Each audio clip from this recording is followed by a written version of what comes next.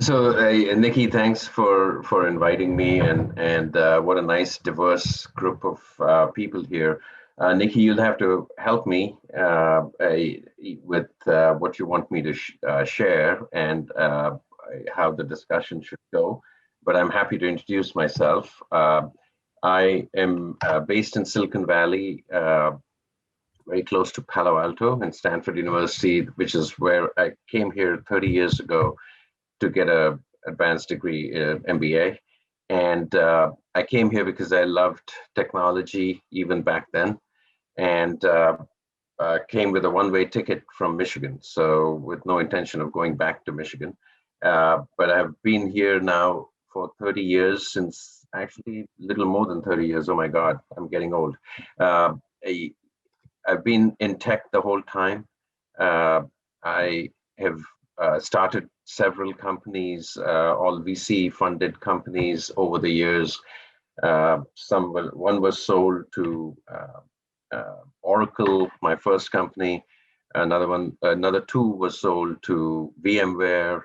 I also spent some time at large companies because small startups are different than large companies, and after doing a few startups, I felt I needed to learn how to scale and work in a diverse and more broader, bigger environment. So I worked at HP, and I ran their M&A for their software business, and convinced the CEO to spend $7 billion and 14 acquisitions. So we grew that business from 600 million to 3.5 billion.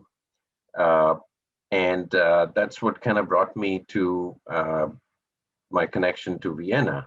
One of the companies I bought when I was at HP was a company that was the leader worldwide in the software testing space. They helped enterprises test their software. And HP they bought the company, they did really well for 5-6 years, but then they stopped investing. And in technology, things change every decade. So I felt that there was an opportunity, because they were not investing, there was an opportunity to create the next generation, because the problem is the same, it only increases, if you may, as software becomes more pervasive. And I was lucky to run into this small little company in Vienna, Austria, that I ran into, and I'd never visited Vienna. I'd never thought of Vienna as a technology hub, but the investors and the recruiter convinced me to come visit. And I said, well, Vienna is a great, beautiful city. I've always wanted to go, so no harm in visiting the city and meeting with the team. And I was really impressed by them. They were a small team. They did about 6 million of recurring revenue, which is what's most important in the software business. But they had a great product, and the two founders were looking for someone to join them as CEO. So this was in 2013. So I joined them as CEO, and I talked to them about, it's really far from Silicon Valley, and I'm not about to move. But this is interesting if you believe, I believe this could be a global company that becomes a leader in its category, because what you guys have developed is very impressive and has the opportunity. This is what the market needs or will need shortly. And they took me on as CEO, and it's been quite a journey since 2013. This year, this quarter, by the end of March, we will do about 160 million in recurring revenue. By the end of the year, we expect to be at 200, north of 200. We have done some acquisitions, but grown organically. We are now recognized as the leader in the category, and it's a large category, because as enterprises, anyone that has software needs to test it before they put it out there. Just like, you design a car, you're going to test it before you sell it. So same thing with software. And we have a new way of doing it. I won't bore you with how, but think of us as a next generation software testing solution that allows you to automate the testing. And as more and more enterprises are becoming software companies effectively, because all their business runs on software, testing becomes very critical. If you don't test, you can't be as quick or agile in the market. So that's where we are. We are valued somewhere close to $3 billion in market cap. So as they say in Silicon Valley, we are a unicorn. We might be one of the only unicorns right now coming out of Austria. So we still have a large presence in Vienna. Our largest office is still in Vienna, but we are a global company. We have about 1,800 large enterprise customers. And these would be brands you would recognize in every geography: the largest banks, the largest insurance companies, oil and gas, retail, telcos, all of the usual set of large enterprises. And we do about 60% of our business in the US, about 40% in EMEA, and about 10% in APAC. So that's quickly a rundown of my history and my association with Vienna, Austria. So. And congratulations. Actually pretty amazing to start this program with the unicorn. Congratulations to your amazing and incredible success. I have so many questions. One of the questions that I have, the first one is, being in Silicon Valley for 30 years, you have seen a lot of faces of the Silicon Valley, right? You've been there when it wasn't hype. You've been there when it was in the midst of a big bubble. You've been there when it was hype again. And that's where I started being there, from when I came there in 2012. There was a lot of fuss about Silicon Valley, but it wasn't to the extreme where it grew over the following 9 years. And I felt like a lot of people too many people were moving to Silicon Valley to actually change the face and the culture. And I started to grow discomfort being there, and I was disappointed because it was such a special place for me. And it became different because so many people from all over the world came there. And then a lot of people moved away, many to Boulder, many to Austin. And I heard a lot of people saying Silicon Valley is over. And I felt like, I don't think it's over. It's just the people who should leave are leaving again. Those who can just follow trends and not establish and be part of a growing culture. I'm curious to hear from you, the journey of Silicon Valley and where it is today with this probably new phase that it's embarking. Yeah, when I came to Silicon Valley, I started working here in 1990. It was really a technology haven. Kind of think of it as engineering haven. There was such an engineering culture that when I graduated with a business degree, I had a hard time getting a job in Silicon Valley. Because they did not like MBAs. They used to call them suits. We don't need suits. Suits just talk. We are technology focused. So even my first job, I started in a strategy consulting firm that consulted to some technology companies, but mostly to telcos and the like. Getting a job in Silicon Valley, I was terrified of my first interview, because the minute they saw that you had an MBA, they would say, you're a business suit, you don't, So it was a very different culture. It was very, very deeply technology focused. And I think, and there was a certain degree of idealism in there, at that time. It was, people always made, even back in the 80s and early 90s, there were millionaires being created and things like that. But somehow it didn't feel like it was primarily money oriented. The mission was bigger than just the money. So there was a different vibe to the valley. And then with the internet as the And in some sense, it was a small industry at the time. It was a very tech-focused industry, and most of the innovative companies were deeply technical companies.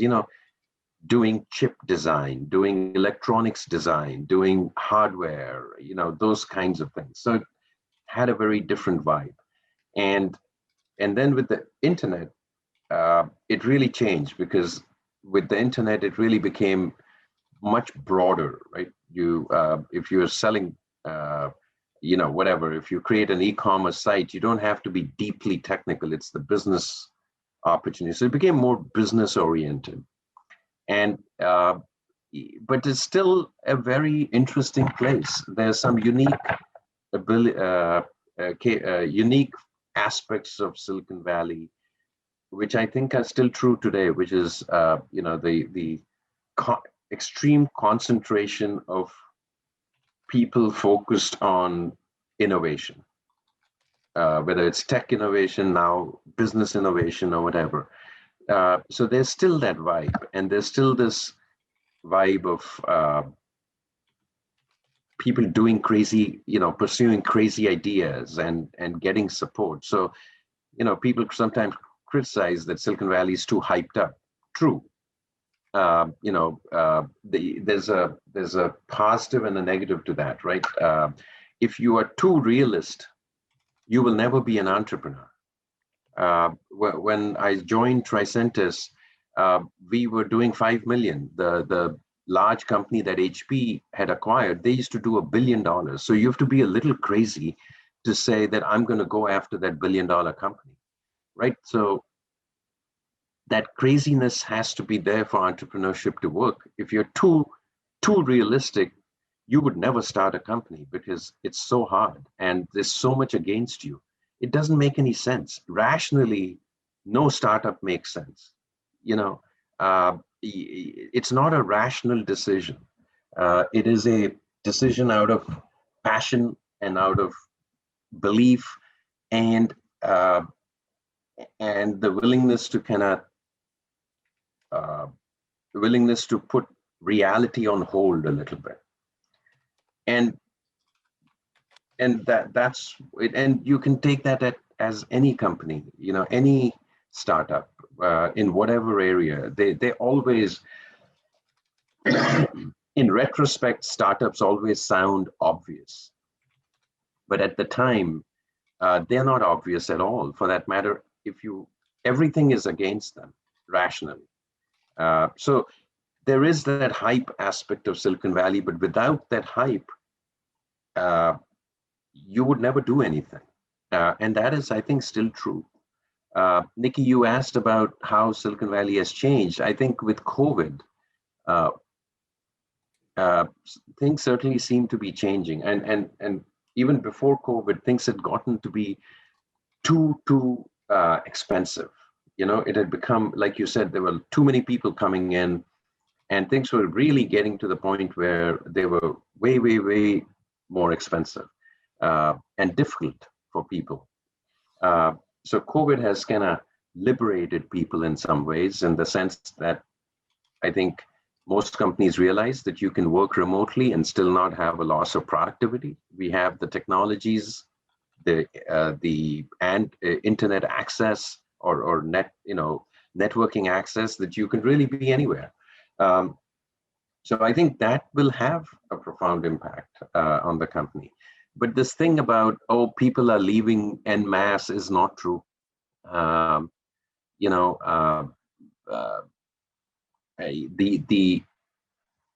Like all things in Silicon Valley, everything is hyped up. The few big people that have left, meaning famous people that have left, are making too much noise. And they're leaving because they've made too much money and they don't like California's taxes.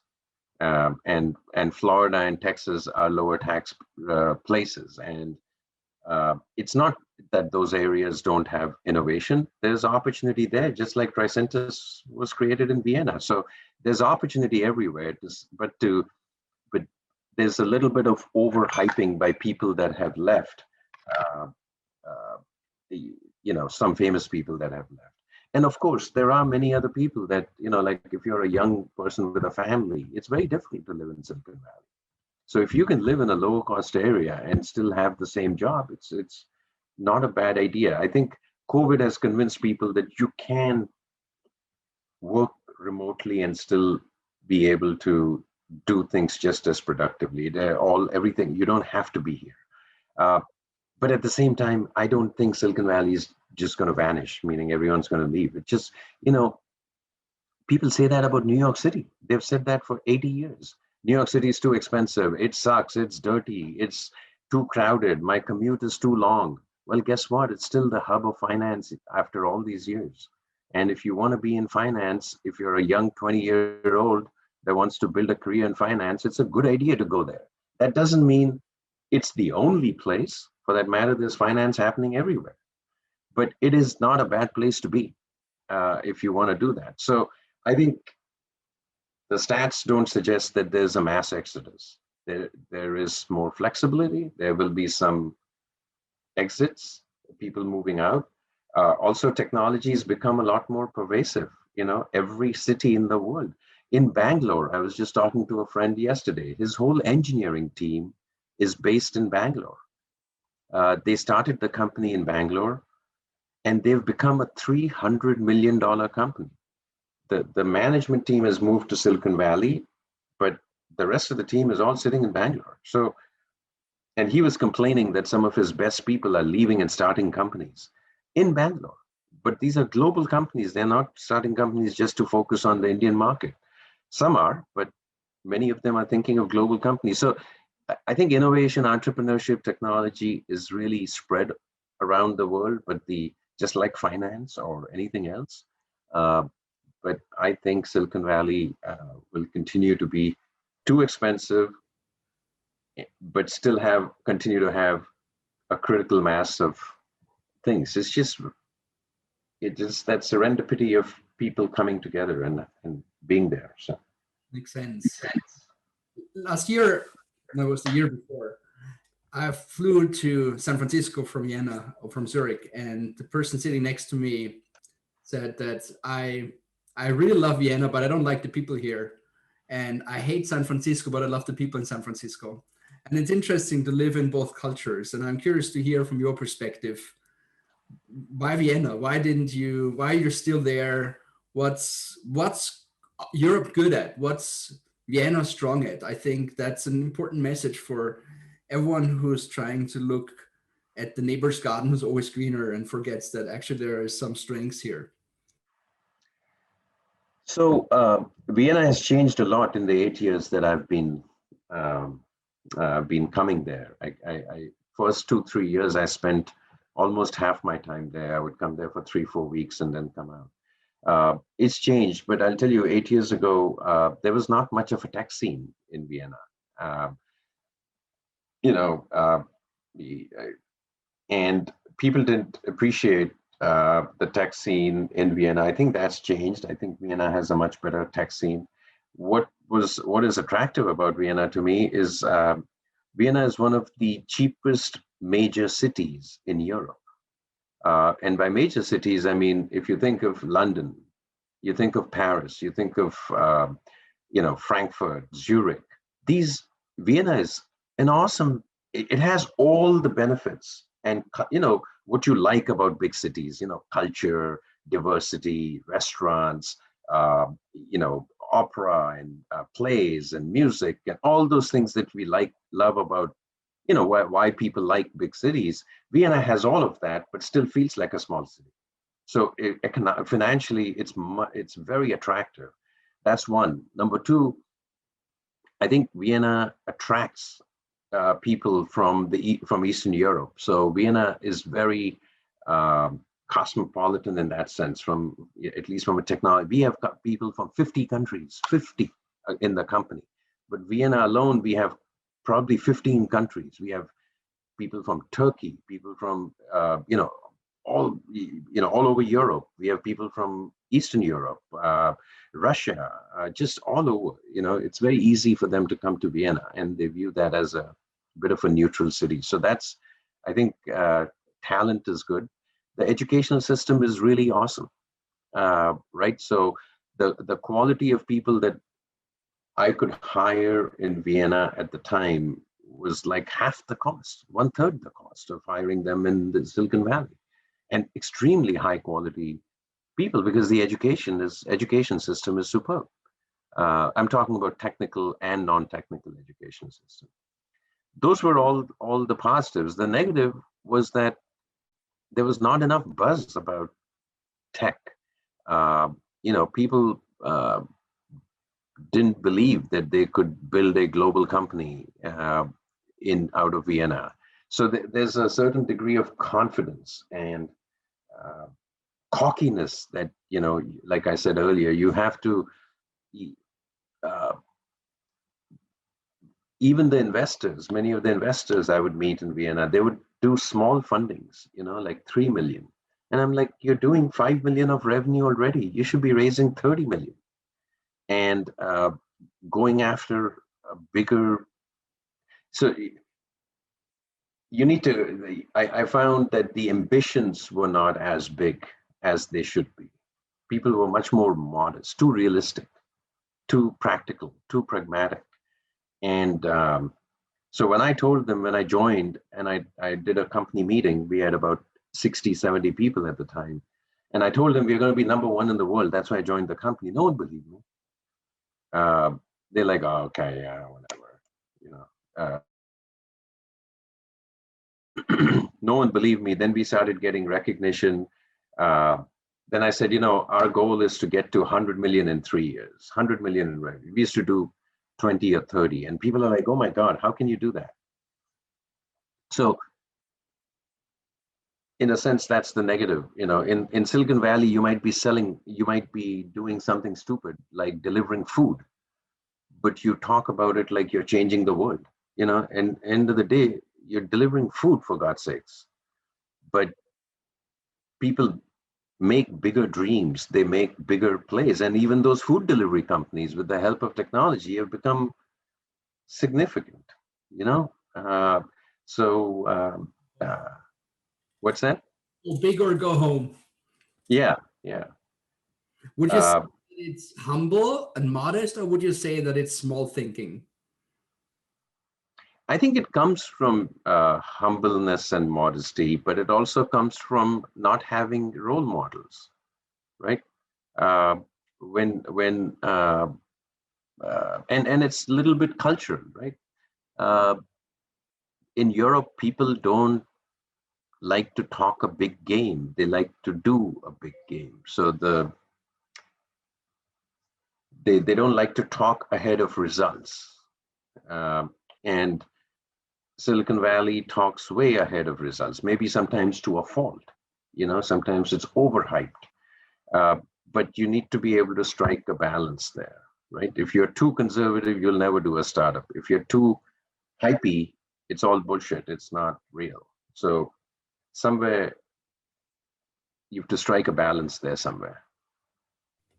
I have And one. I think there are now more and more companies coming out of Europe.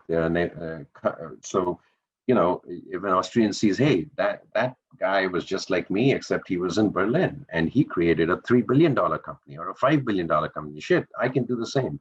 So I think that's happening too. I see a lot more entrepreneurs, and when I talk to them, I see them having a lot more ambition, if you may, or aspirational goals. Makes a lot of sense. One more question from my end, and then I would like to open up the floor. So think of questions you might want to ask. Just one other comment, Nikki. Sorry, I should say this because this is very, very important. People fear failure, and it's not necessarily the individual themselves, but others look at you like, hey, you were stupid. You started that company. That was a stupid idea. What a stupid guy. In Silicon Valley, to some degree, failure is always a failure. There's no doubt about that, right? It puts you back. But people don't view it as a superbly negative thing. They're like, hey, didn't work out. Move on. Next thing. Sorry, you were asking a question. I think that's really important. And I agree. I think failure in Silicon Valley is a piece of information and not something that's necessarily bad. Yeah, no one celebrates failure because nothing succeeds like success. But no one treats failure as, oh God, that's terrible. Almost everybody in Silicon Valley will tell you, yeah, I tried to start a company, it didn't work out, I'm now doing this. Or I started a company, well, that didn't go anywhere, and then I joined Twitter and I've become a big hotshot now. Or I joined Google and I became a hotshot. So. And I think that's important to mention that no one embraces failure and loves failure, because there is some crazy and weird and strange failure fetish that I think is lost in translation. It's not about embracing failure, it's about embracing what you want to do and go forward. And every mistake you make is worth documenting because it's a piece of information that tells you it didn't work that way, so you can make it differently. Mhm. I have one more question from my end, and that's because we spoke about the past and the present and now more into the future. COVID is an era that didn't come to tear us out of where we are and let us back into where we've been. It's hyper accelerating. It accelerates in an exponential and hyper exponential speed and pace. And I think a lot of things that would have happened in the next 10 years or 5 years maybe just happened in the last 18 months or 12 months. What is your prediction? And I don't want to say post-COVID because that would just suggest that we swing back to normal, but we're going to see a new normal. And what are some major pillars of that new normal? You've already mentioned workspace. We talk about traveling. I'm curious to hear from you a few maybe random thoughts about where does COVID steer us? What's happening next? I don't know. I don't know. Silicon Valley and technology, right? If you look at the last 150 years, uh, if you ask all our grandfathers, right, who were born in 1900 or something, my grandfather was born in 1900. They would say that from 1900 to 1920, the world completely changed, and then from 1920 to 1940, the world completely changed from a technology perspective, from science, technology. So I think that pace of innovation is going to continue. I think innovation and technology always moves in spurts, right? So I think if I could predict accurately, I would be the richest man in the world, right? But these things go in spurts, and things come out of surprising corners. For example, after the dot-com bust in 99, 2000, everyone said, oh my God, this internet was totally hyped, blah, blah, blah, blah, blah. And then the next decade created Google, Facebook, Twitter, all these internet companies. So it was almost like everyone was down, and then a new surge. And technology, by its very nature, surfaces in strange ways, right? I'm not a medically associated person. I've always been in software. But someone was telling me the mRNA technique that created these vaccines, funnily out of Germany, right, was never intended for vaccines, right? It was intended for other medical ailments. And then they repurposed it for vaccines. Well, vaccines always used to take 4 to 5 years to produce. Now we produced it, and they were telling me that actually using mRNA, the vaccine was ready in 2 months after we discovered COVID. It didn't get released because they had to do clinical tests and everything, but the actual vaccine creation happened in 2 months. Isn't that amazing? And so that person was saying that we are now talking about mRNA as something that's, has done an incredible job with the vaccines. But think about what 20 years later, we might look at it and say, oh my God, mRNA is like penicillin. It changes everything or something. So you never know, they never thought that they would build a vaccine with it, but it turned out to be most valuable for vaccine. So, disruptions like COVID create negative things in many areas, but it also creates extremely positive things in other areas. There are so many businesses, this whole thing about us traveling for critical meetings has been questioned, right? Tricentis used to spend about 10% of our expenses on travel. You know, just international travel, salespeople flying back and forth. The belief that you can't sign a large customer without meeting them. How can you? And so so much will change. Who knows? But I don't see that as negativity. These disruptions usually lead to new resurgence, right? Even negative things. World War II led to so much technological change. There was lots of negatives about World War II. Millions of people died, and it was terrible for the world. But from a humanity point of view, there was a lot of positives that came out of that negative. From science and technology and all kinds of things. I'm out of curiosity, because that's something that I stumbled across or fell into. It's probably more realistic to say than stumbled across, and that's virtual reality. I did the first Silicon Valley tour in VR 2 weeks ago, and the whole program was in VR.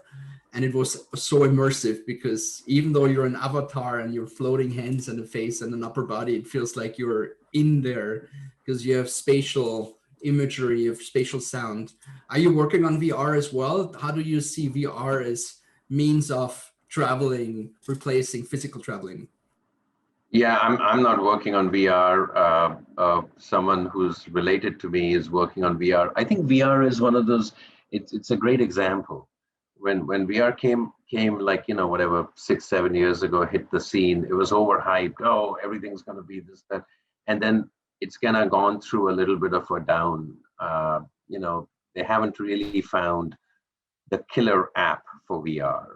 So it's still a hobbyist thing. It's not become mainstream.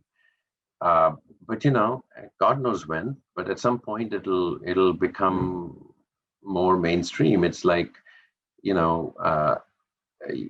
at some point the compute, right now with VR, the problem is that to get a really good experience, you need a big ass machine, to get, but as computing becomes more and more cheaper, then, at some point it'll become more real. And then people will suddenly, there will be a killer app for VR. And that's when it takes off. Right now, no one knows what the killer app is. Right? The technology is there. The technology is not quite there. It doesn't give you a great experience. At some point, the technology will catch up, and someone will come up with a killer app that everyone goes, "Wow, that really, changes my experience." So it's a great example of something that was super hyped, is now down. At some point, it'll come back up. And I want to open the floor. Any one of you, just unmute yourselves. Who wants to ask the first question? Yeah, I'll jump in. I see Marcus was turning his hand up as well. But yeah, I mean, it was really interesting what you were saying, Sandeep, about you'll never be an entrepreneur unless you can lose your realism a little bit. And it's interesting, a lot of corporates now, they're really trying to create entrepreneurs and putting a lot of emphasis on entrepreneurship. So I guess there are two questions, part of that. With your HP experience, can large corporates really become entrepreneurial, or entrepreneurial, if you like, through these entrepreneurship initiatives?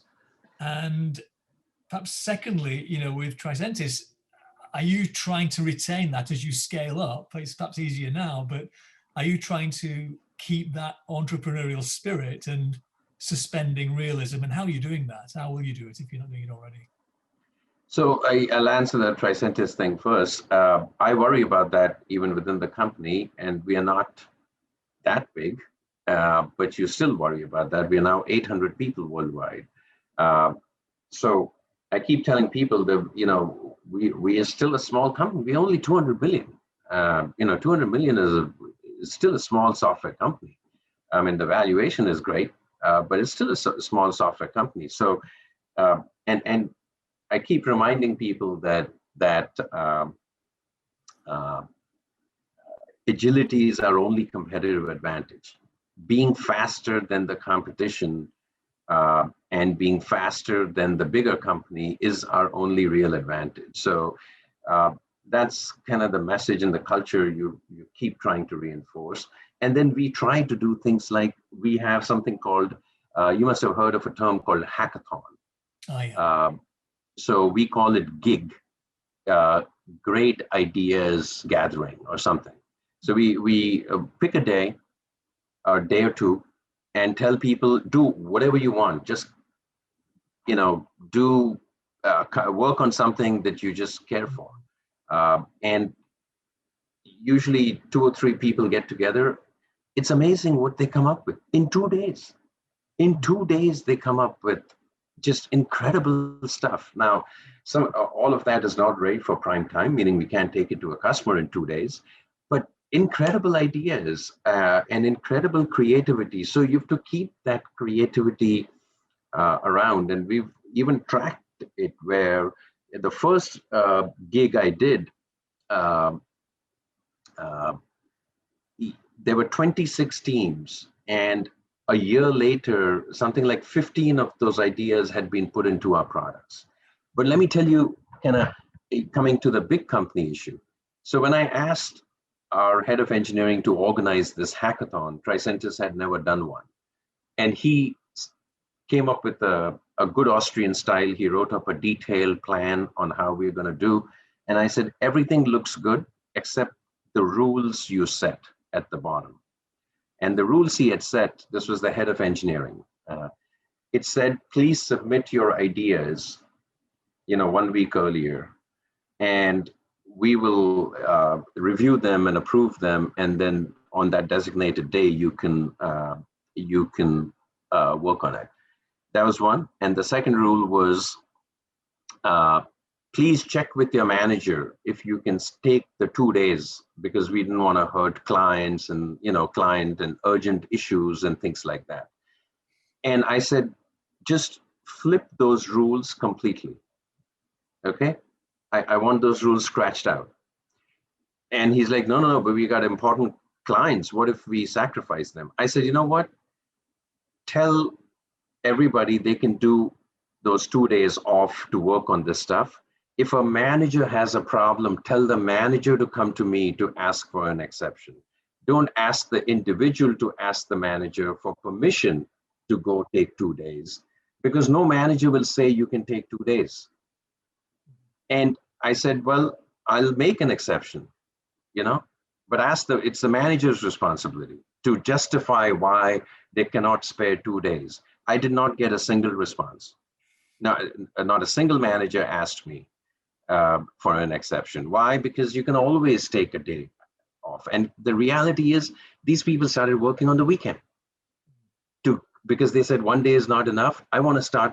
So they got together over beers on Saturday to brainstorm the idea, work on it some on Sunday, and then take it further. And the other thing is, if you ask them to ask permission, then it's like, who wants to bother? I said, what if you get a great idea that day?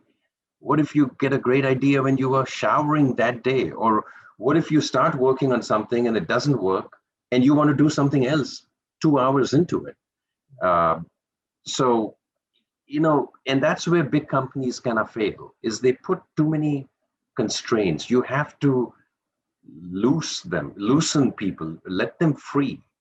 And that's where it's not that big companies can't come up with innovative ideas. People can. It's usually the constraints that stifle the innovation. It's a great response. And it's difficult. It's very difficult, Niall.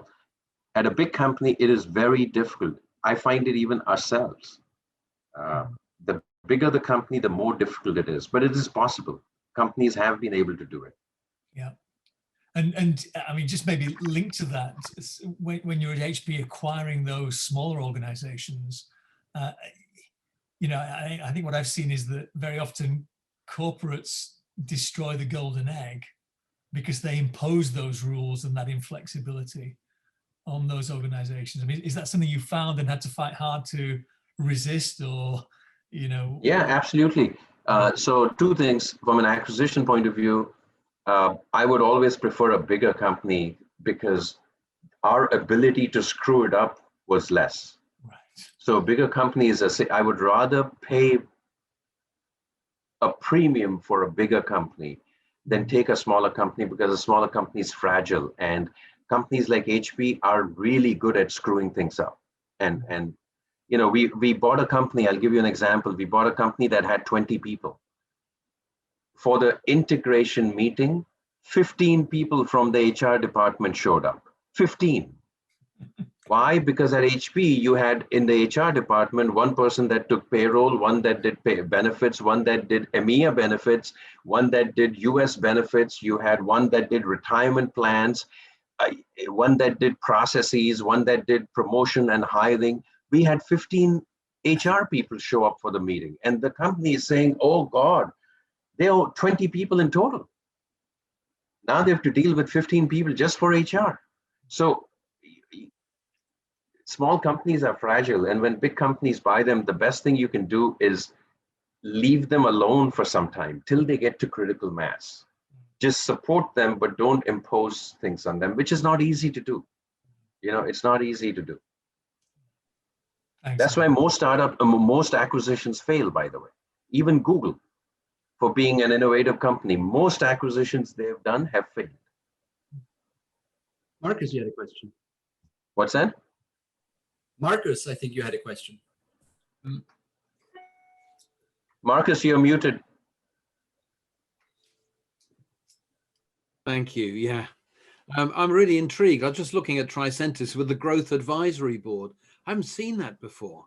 It's really interesting, and especially the extraordinary mix of people. Now, that's not my question. And en passant, my company got bought. We built it to, so I'm ex-EY, Ernst & Young. And I built up a tech company. We built it to 200. It got bought by a company of a few thousand. And within a year and a bit, 80% of the people had left. And we suddenly realized that we'd held it together because it was us. And yes. When we sold out, they all went, well, fuck you then. Left. But the question I had is, from your experience of COVID, and I'd like to put a real estate hat on it. For the last few years, we have had larger and larger and larger office complexes being built. We've got Googleplex, we've got EY with 100,000 with 2 million square feet of offices in London. And as we've started discovering that people can work effectively at home, we can recruit people, we can train people, we can sell products, we can hire and fire people. From what you have seen so far, do you think the future is still in gathering large groups of people to be in a building where everybody is in the same organization, might have different bits? Or do you see this as being the start of, if you like, the democratization of the individual, that groupings will come together for tasks, a bit like doing a hackathon, and then regroup somewhere else? Do you see that, or do you think that we'll go back to people commuting into offices again? I think this is a permanent shift, Marcus. I think I don't believe offices will go away, because humans are human animals, and we like each other's company. Not all of us, we might like a few days in solitude to get things done, But at the end of the day, we are not solitary animals, and good things happen when people get together emotionally and practically, ideas and stuff. So it's not that ideas or the gathering of humans will go away in the office context, but the idea, but I think this is a permanent shift in my opinion. And Silicon Valley has always had that flexibility where you could work from home, some could work from home. Even in Silicon Valley, my wife faced some of this where people would say, you're working from home, you're kind of moving off a little bit, you're taking it easy kind of a thing. And I think that's kind of gone away, that stigma of working from. So that flexibility will have a permanent impact. And I think, like they say, new trends in music come from the inner cities in the US, which might seem like outrageous. In the 80s, when rap music came, everyone said, what a ridiculous, bad music. This is not like good old rock and roll. But, now it's become mainstream, and Silicon Valley's ideas of, flexible work and casual attire. When I started my first job in Michigan, if you didn't wear a tie, your manager, you were required to wear a tie. So I'm saying, if you look at some of the tech companies and Silicon Valley companies, I think it does point to where the future is going to be. And other companies will adopt the same. Banks, for example, looked at tech and said, oh my God, we can't have people dress whatever they want. But they were under so much pressure that eventually even banks in London, the most stuffy bank, would say, okay, on Friday, you can be casual. Well, then, and then it became, well, if you're in the back office, you can be casual. So I think those kinds of trends take some time to be adopted, but eventually they do. And I think right now in Silicon Valley, most companies are saying, we're not going to require you to come into the office. Now, you might want to come in because you want to hang out with your team, but you're not required to. So I think this newfound flexibility has always been there in tech companies. I think it's going to increase, and eventually it will get to other companies as well. There were so many functions that we did not believe could be done remotely. IPO tour, roadshow before an IPO. How can you take a company public and not meet investors? Well, they just did all of them by Zoom and worked just fine. Yeah, M&A. I know of people that hired CEOs. The board has never met the CEO in person, and the CEO has never met his direct or her direct staff in person.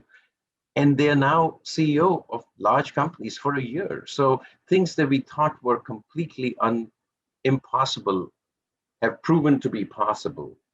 I think behavioral change across the board will take more time, but I think it's going to be a different work environment eventually, My follow-up question to this is, and by the way, I think today, if you walk around the center of London in a suit and tie, you must be on your way to court as the defendant. Nobody else does that. But my follow-on question is in the world of how we're preparing young people. Because what I see is, I see the world as being flexible, as being people working from home. And yet, in the world which I'm now operating in, which is the world of education, everywhere it's all about, let's get back to normal, let's get back to classrooms, you do lessons, you get tests, you get grade scores, and then you can get a good job, and then you'll be set for life. Even today, my guess is that the sea change is going to have to roll into that area as well. Yeah, I think eventually, right? Change happens slowly, right? So initial reaction is going to be to come back into the previous models, but then I think over time people I think this change is permanent. Not that offices will be done away with. There are some companies. There is a company that is in our space that from day one, pre-COVID, never was 100% virtual company. They have 800, 900 people, don't have a single office worldwide. So there are some companies that are starting out that way. But even traditional, Google has said that Google, Facebook, Twitter, a number of companies have said that they're not going to require their employees to come into the office.